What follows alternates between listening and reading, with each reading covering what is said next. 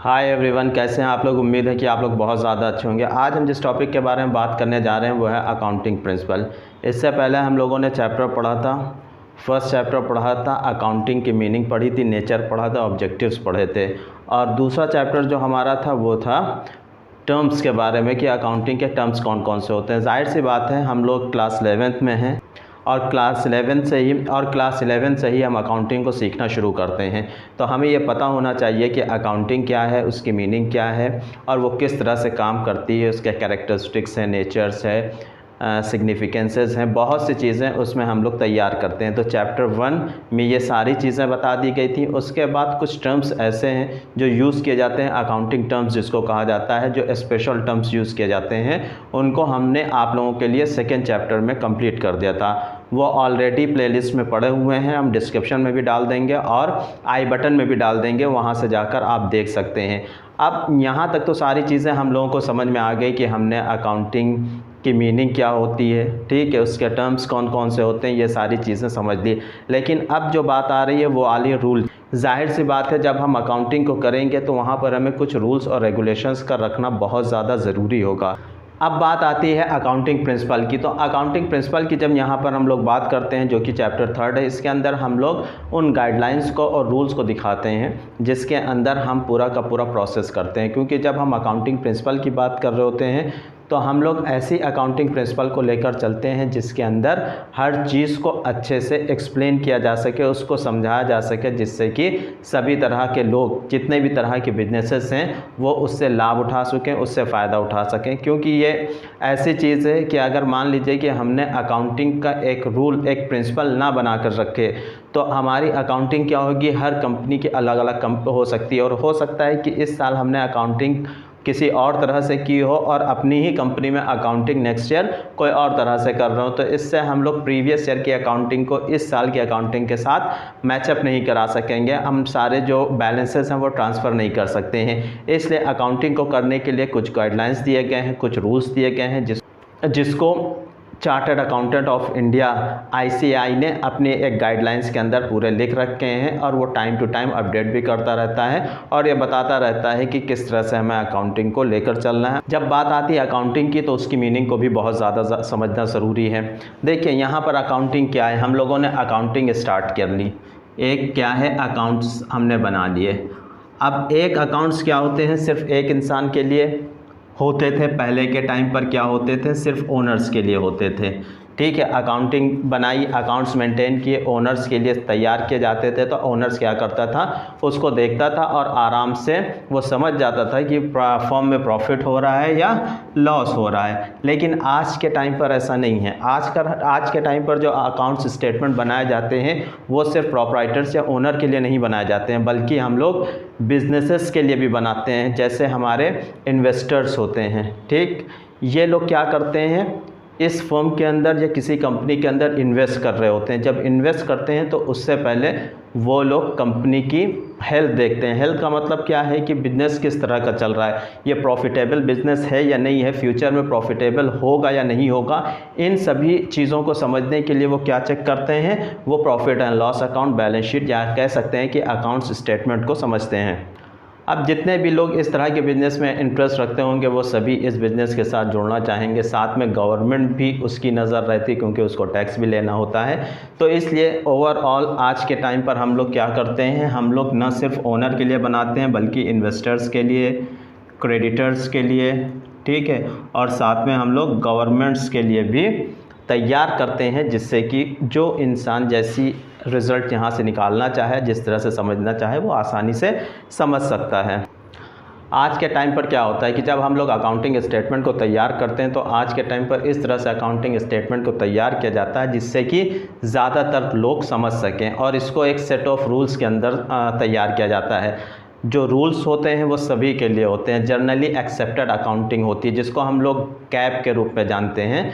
ये क्या होता है, ऑल ओवर वर्ल्ड सारी जगह पर कॉमन होता है। सभी लोग एक ही तरह की अकाउंटिंग को प्रिपेयर करते हैं, एक ही तरह के गाइडलाइंस और रूल्स को लेकर चलते हैं, जिससे कि अकाउंटिंग में डिफरेंसेस, जो बेसिक रूल्स हैं उसके अंदर डिफरेंसेस पैदा ना हो सके। और जो गैप होता है इसी के अंदर जनरली क्या होता है कि पूरी दुनिया की अकाउंटिंग को रखा जाता है और इन्हीं रूल्स और रेगुलेशन के अंदर हम अकाउंटिंग को अच्छे से तैयार करते हैं। गैप बहुत ज़्यादा इम्पॉर्टेंट होता है, इसको हमेशा याद रखिए। GAAP क्या है? जनरली एक्सेप्टेड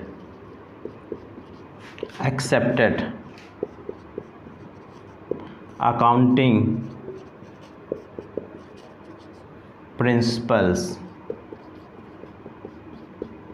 ये वो चीज़ है जिसके अंदर एक सेट ऑफ रूल्स तैयार किए जाते हैं और ये rule all over world applicable होते हैं। हर जगह पर इसी तरह से हम लोग अकाउंटिंग को मेंटेन करके चलते हैं। तो मीनिंग आपको समझ में आ गई, ठीक है। अब बात करते हैं कितने तरह के अकाउंटिंग प्रिंसिपल होते हैं। अब जब बात आती है कितने तरह के अकाउंटिंग प्रिंसिपल होते हैं, काइंड्स ऑफ अकाउंटिंग प्रिंसिपल,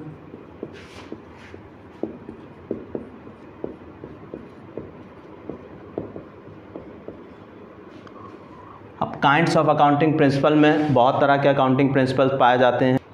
एक चीज़ और इसमें याद रखनी है, जो अकाउंटिंग प्रिंसिपल होता है उसको हम लोग कई और नामों से जानते हैं। कॉन्सेप्ट है, कन्वेंशन है, ठीक है, ये भी नाम होते हैं, कंसुलेट्स है, ये इस तरह के नाम होते हैं जो कि हम लोग अकाउंटिंग प्रिंसिपल के नाम से जानते हैं। अब यहाँ पर एक चीज़ और है कि कितने तरह के अकाउंटिंग प्रिंसिपल होते हैं वो समझना ज़रूरी है। तो अकाउंटिंग प्रिंसिपल को हम लोग दो तरह से काउंट कर सकते हैं। अकाउंटिंग प्रिंसिपल को हम लोग दो तरह से ले सकते हैं। एक होता है अकाउंटिंग प्रिंसिपल, एक होता है अकाउंटिंग कॉन्सेप्ट और दूसरा होता है अकाउंटिंग कन्वेंशन।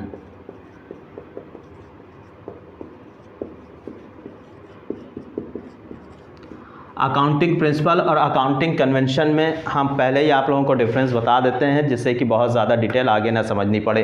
अकाउंटिंग कॉन्सेप्ट का मतलब ये होता है कि यहाँ पर जो रूल्स बनाए जाते हैं वो किसके थ्रू बनाए जाते हैं? ICAI के द्वारा।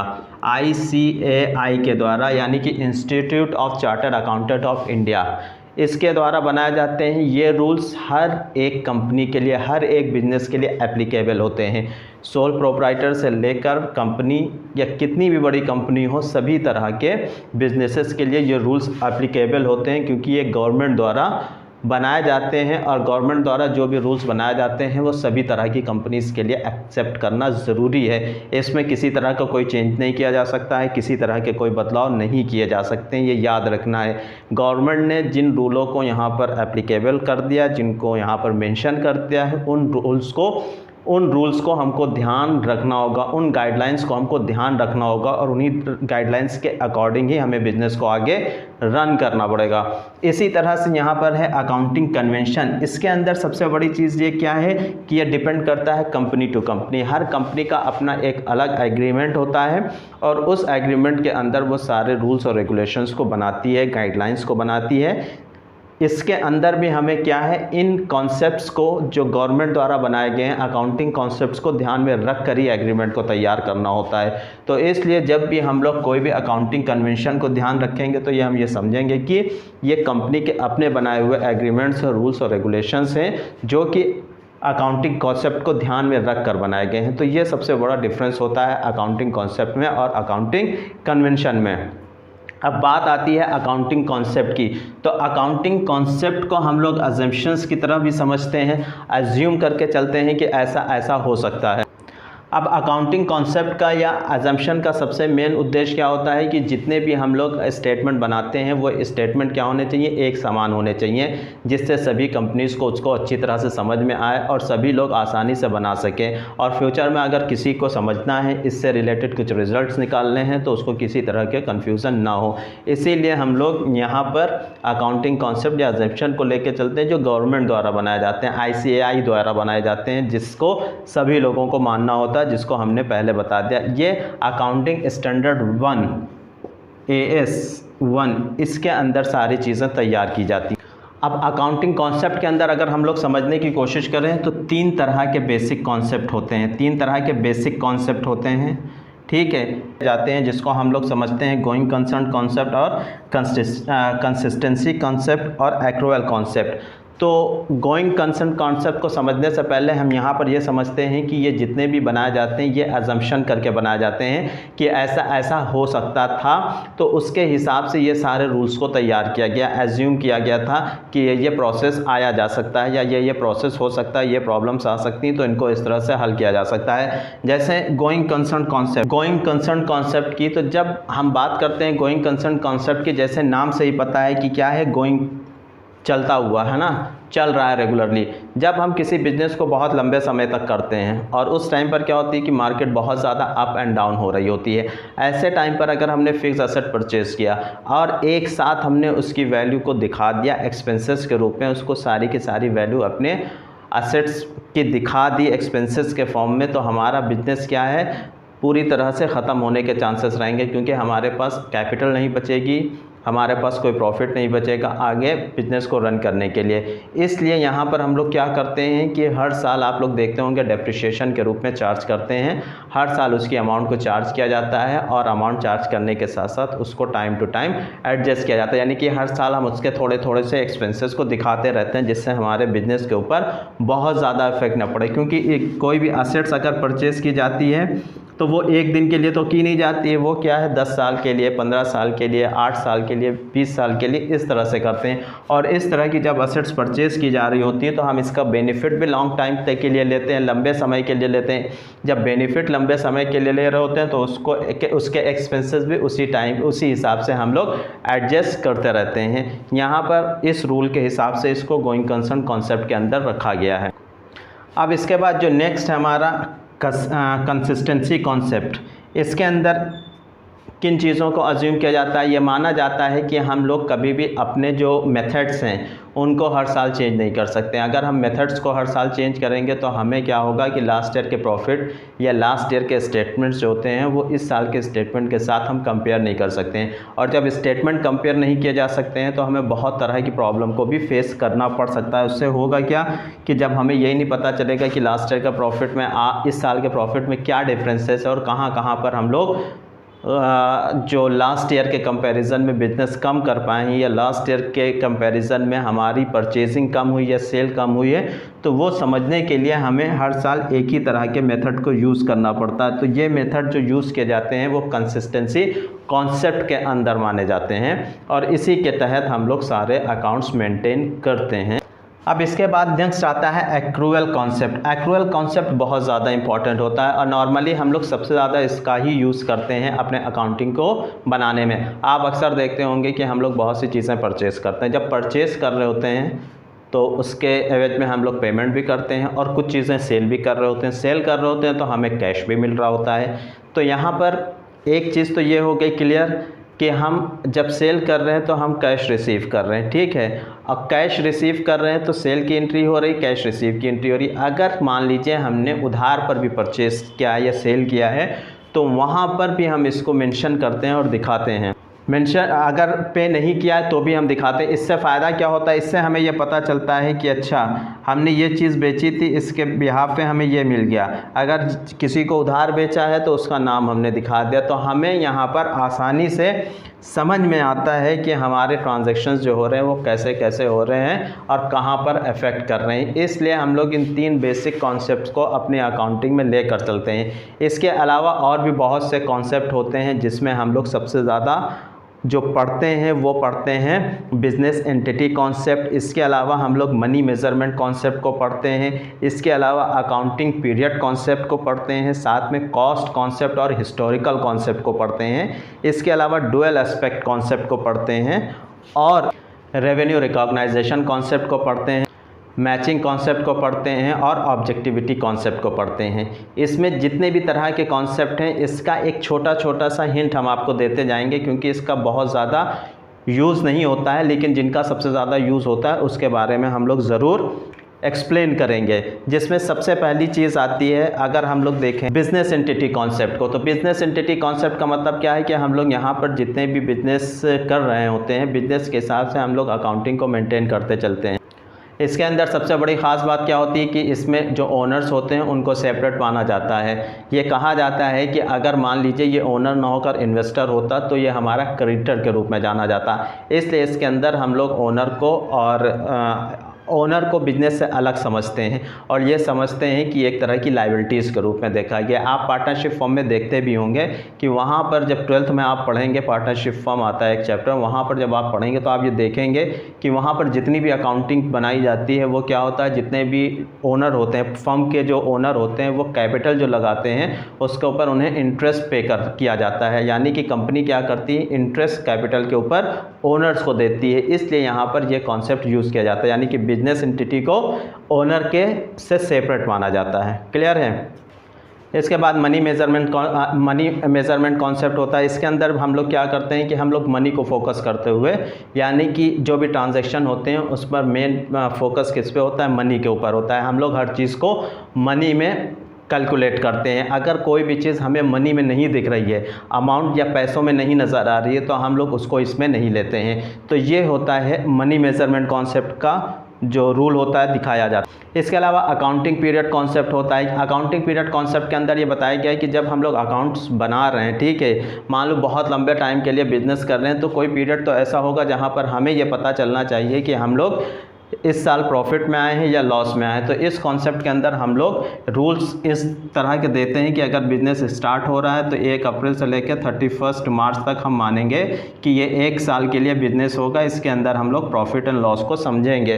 प्रॉफिट एंड लॉस जब पता चलेगा तभी हम नेक्स्ट ईयर बिजनेस को अच्छे से समझ सकते हैं। मान लीजिए 10 साल के बाद प्रॉफिट एंड लॉस निकाल रहे हैं, तो आपको क्या सही रिजल्ट मिलेंगे? और हो सकता है 10 साल के बाद पता चले आप तो लॉस में जा रहे हैं, तो आप बिज़नेस को तो वहीं पर आपका बिज़नेस बंद हो जाएगा, बिज़नेस को सही से आगे रन नहीं किया जा सकता। इसलिए हम लोग हर साल अकाउंटिंग बनाते हैं और एक अकाउंटिंग पीरियड लेके चलते हैं। ये जो 1 अप्रैल से 31 मार्च का होता है, ये गवर्नमेंट का भी पीरियड माना जाता है और इसमें गवर्नमेंट क्या करती है कि हर साल टैक्सेस को भी इसके ऊपर डालती है। जो भी बिजनेस में प्रॉफिट होता है, जो भी इनकम होती है, उसके ऊपर गवर्नमेंट एक टैक्स भी डालती है। इसलिए गवर्नमेंट ने अपना जो डेट दे रखी है वो 1 अप्रैल से 31 मार्च के हिसाब से दे रखी है। हर बिजनेसमैन अपने हिसाब से डेट को मेंशन कर सकता है, क्वार्टरली भी कर सकता है, हाफ ईयरली भी कर सकता है और मंथली भी कर सकता है। वो पीरियड प्रॉफिट एंड लॉस बना सकता है। इसके अलावा कॉस्ट कॉन्सेप्ट और हिस्टोरिकल कॉन्सेप्ट में ये आता है कि हम लोग हिस्टोरिकल जो भी एक्सपेंसेस होते हैं उनको भी फ्यूचर में लेके चलते हैं। मान लीजिए लास्ट 10 साल पहले हमने कोई प्रॉपर्टी परचेज़ की थी, अब उसकी कीमत जो है क्या है, वो हम 10 साल पहले के हिसाब से कंपेयर कर सकते हैं। इसलिए हम लोग हिस्टोरिकल कॉस्ट को भी यहाँ पर दिखाते हैं, जिसको हिस्टोरिकल कॉन्सेप्ट के रूप में जाना जाता है। अब उसके बाद आता है डुअल एस्पेक्ट कॉन्सेप्ट का। यहाँ पर हम लोग क्या करते हैं कि हम 2 तरह से एंट्री करते हैं। 2 तरह से क्या मतलब, दोनों साइड से एंट्री करते हैं। जैसे कि हमने कुछ सेल किया तो वहाँ पर हमें क्या मिला, कैश मिला, तो कैश की एंट्री होगी और साथ में सेल की भी एंट्री होगी। तो यहाँ पर डबल एंट्री सिस्टम इसको यहाँ पर समझा जाता है। और ये डबल एंट्री सिस्टम जो होता है, ये जनरली हम लोग इसी को लेकर अकाउंटिंग मेंटेन करते हैं और इसी के हिसाब से सारी अकाउंटिंग की जाती है। जैसे कि आप लोग देख पा रहे हैं यहाँ पर असेट्स लिखा हुआ, assets is equal to liabilities plus capital. अब इसका क्या मतलब है, assets is equal to liabilities plus capital का मतलब ये है कि अगर हमने असेट्स परचेज़ किया है तो हमारी असेट्स परचेज़ की हैं, इसके अलावा हमने बैंक लोन लिया होगा, ठीक है, लोन लिया है, असेट्स परचेज़ की हैं। तो असेट्स मान लीजिए हमने परचेज़ की 20 लाख की, ठीक है, फर्नीचर किया है और कैपिटल हमने लगाया था, ठीक, लायबिलिटीज़ प्लस कैपिटल होता है, तो कैपिटल हमने मान लिया लगाया था 20 लाख का और 5 लाख का लोन लिया है। तो हमारे पास कितनी लायबिलिटीज़ हो गई, 5 लाख हमने कैश लिया है, तो हमारा लोन लिया है तो यहाँ पे लोन के रूप में आ जाएगा, ये लायबिलिटीज़ 5 लाख की हो जाएगी और ये 5 लाख इसमें एसेट्स के साथ ऐड हो जाएंगे, तो टोटल ये 25 लाख और ये 25 लाख। तो ये इस तरह से देखा जाता है कि assets is equal to liabilities plus capital. दोनों ही तरह से हम लोग इसको कैलकुलेट करते हैं, दोनों जगह पर इसको एंट्री करते हैं, इसीलिए ये सबसे ज़्यादा यूज़ की जाती है और इसी के हिसाब से हम लोग अकाउंटिंग आज के टाइम पर करते भी हैं। अब उसके बाद आते हैं रेवेन्यू रिकॉग्नाइजेशन कॉन्सेप्ट। इस कॉन्सेप्ट के अंदर समझना सिर्फ इतना है कि हम लोग मान लीजिए कुछ गुड्स को सेल कर रहे हैं, ठीक है, अब सेल करने के बाद ओनरशिप अभी तक नहीं पहुंची है, यानी कि हमने क्या किया है कि एक डेट दे दी कि इस डेट तक हमारा प्रोडक्ट क्या होगा, वहाँ पर पहुँचेगा।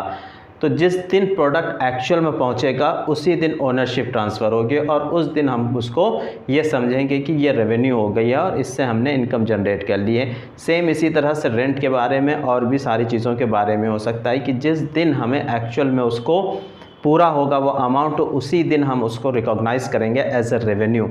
ऐसा नहीं है कि हमने किसी ने ऑर्डर दिया 50 लाख रुपए का प्रोडक्ट का और ऑर्डर हमने भेजा नहीं, मतलब प्रोडक्ट का ट्रांसफ़र हुआ नहीं, ट्रांजैक्शन किसी तरह का हुआ नहीं, और हमने ये मान लिया कि ये हमारी रेवेन्यू है, तो इस तरह से रेवेन्यू कभी भी ऐड नहीं की जाती। रेवेन्यू उसी दिन ऐड की जाएगी जिस दिन उसके पास हम प्रोडक्ट को पहुंचा देंगे और वो रिसीव कर लेगा। तो ये होता है रेवेन्यू रिकॉग्नाइजेशन। ठीक है, अब नेक्स्ट कॉन्सेप्ट हमारा जो है वो है मैचिंग कॉन्सेप्ट। अब यहाँ पर मैचिंग कॉन्सेप्ट के अंदर एक बहुत सिंपल सा फार्मूला यूज़ होता है। फार्मूला ये है कि हमने मान लीजिए कहीं से रेवेन्यू जनरेट की, कुछ हमने सेल किया, वहाँ से हमने रेवेन्यू जनरेट की। अब रेवेन्यू में जो भी कॉस्ट लगी है, ठीक है, वो उसी रेवेन्यू से एडजस्ट की जाएगी। हमने मान लीजिए शर्ट बनाने में लगाए 50,000 रुपये और शर्ट्स को हमने सेल किया 1 लाख रुपए में, तो रेवेन्यू हमारी 1 लाख रुपए, तो लेकिन जो कॉस्ट इसमें यूज़ हुई है 50,000 की, वो लेस करेंगे उसी प्रोडक्ट से, यानी कि जिस प्रोडक्ट से रेवेन्यू हुआ है उसी प्रोडक्ट के अंदर ही वो एडजस्ट की जाती है। इसको हम लोग कहते हैं मैचिंग कॉन्सेप्ट, और इस कॉन्सेप्ट को यूज़ किया जाता है जब भी अकाउंट्स को मेंटेन किया जाता है। अब यहाँ पर ये है ऑब्जेक्टिविटी कॉन्सेप्ट। इस ऑब्जेक्टिविटी कॉन्सेप्ट को यहाँ पर क्यों लिया गया, क्योंकि अक्सर हम लोग ये देखते हैं कि जब हम कोई प्रोडक्ट सेल करते हैं तो हमें इनवॉइस मिलती है, ठीक है, या हम उधार में कर रहे हैं तो हमें चालान मिलता है। अब ये डॉक्यूमेंट्स को अपने पास रखना क्यों ज़रूरी? डॉक्यूमेंट्स को रखते हैं तो हमें ये समझ में आता है कि अच्छा ठीक है, हमने क्या किया, डॉक्यूमेंट्स को अपने पास रखा है, तो हम इन फ्यूचर इसको हम लोग समझ सकते हैं, इससे बहुत से रिज़ल्ट निकाल सकते हैं, और किसी को दिखाना है तो दिखा भी सकते हैं। जब हम लोग उधार पे सेल करते हैं तो वो तो बहुत ज़्यादा ज़रूरी हो जाता है, क्योंकि उसी चालान को दिखाकर ही हमें पेमेंट होती है। तो जब हम किसी चीज़ का डॉक्यूमेंट अपने पास रखते हैं, ऑब्जेक्ट रखते हैं किसी भी ट्रांजैक्शन को करने में, तो उसको हम लोग डॉक्यूमेंट क्या ऑब्जेक्टिविटी कॉन्सेप्ट के रूप में जानते हैं। इसके अलावा हमने आपको बताया था कि अकाउंटिंग कन्वेंशन के अंदर भी कुछ टर्म्स आते हैं, लेकिन उसको बहुत ज़्यादा डिटेल में आगे चल के जैसे जैसे चीज़ें आएंगी वो आप लोग समझते रहेंगे, क्योंकि इसके अंदर क्या है कि हम एग्रीमेंट देखते हैं कंपनी के हिसाब से, तो इसमें भी कुछ रूल्स को फॉलो किया जाता है, लेकिन वो जैसे जैसे अकाउंटिंग्स को आगे बढ़ती रहेगी ये चीज़ें समझ में आती रहेंगी। यहाँ पर जो हमने 11 पॉइंट्स आप लोगों को समझाए हैं, ये इसलिए समझाए हैं क्योंकि ओवरऑल अकाउंटिंग क्या होती है इसी के हिसाब से चलती है। एक जनरली एक्सेप्टेड अकाउंटिंग प्रिंसिपल बना दिया जाता है, उस प्रिंसिपल के अंदर इन सारी ही चीज़ों को लिया गया है जिससे कि हम आसानी से अकाउंट्स को मेंटेन कर सकें और मेंटेन करके हम लोगों के सामने प्रेजेंट कर सकें। जब इस तरह की अकाउंटिंग बनती है तो हम लोग सभी तरह के बिजनेस में इसको यूज़ कर सकते हैं, लोग इससे बहुत सी रिजल्ट्स निकाल सकते हैं, और पूरी दुनिया में इसी के हिसाब से अकाउंटिंग्स को मेंटेन किया जाता है। हर जगह पे इन्हीं रूल्स को यूज़ किया जाता है। तो यहाँ पर अकाउंटिंग प्रिंसिपल समझाने का सिर्फ मतलब ये था कि बेसिक्स आप लोगों को समझ में आ जाए कि हम कहाँ कहाँ पर किन किन चीज़ों में प्रॉब्लम फेस करते हैं और उनको किस तरह से सॉल्व किया जा सकता है। डुअल एस्पेक्ट का हो गया, मैचिंग का हो गया, या एक्रूअल का हो गया, ये सारे ही रूल्स बहुत ज़्यादा इंपॉर्टेंट होते हैं जिससे कि हम लोग बिज़नेस को आगे रन कर सकते हैं। तो उम्मीद है कि अकाउंटिंग प्रिंसिपल आपको पूरी अच्छी तरह से समझ में आई होगी, और कहीं पर कोई प्रॉब्लम होती है तो आप कमेंट्स करिएगा, आपको इसके बारे में और ज़्यादा डिटेल से आपको समझाया जाएगा या फिर से समझा दिया जाएगा जो पॉइंट क्लियर नहीं होगा। तो आज के लिए इतना ही, और हमारे चैनल को लाइक और सब्सक्राइब ज़रूर करते रहिए। Thank you very much.